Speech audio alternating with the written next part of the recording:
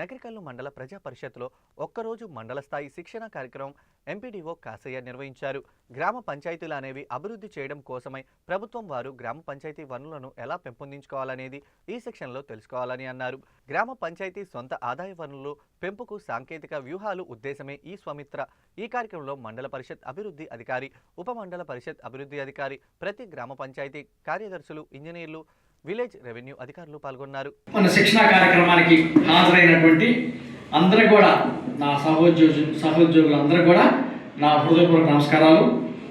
ఎందుకంటే మనకి గ్రామ పంచాయతీలు బలోపేతం అవ్వాలనేటువంటి సదుద్దేశంతో మన గవర్నమెంట్ వారు అనేక రకాలైనటువంటి శిక్షణా కార్యక్రమాలు చేయడం జరుగుతూ ఉంది.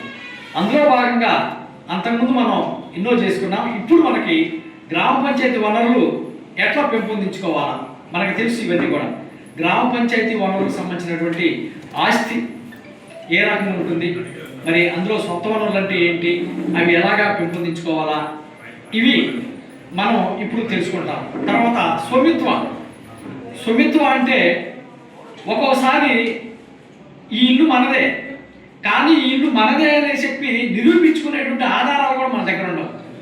చాలా బాధాకరమైన విషయం అది.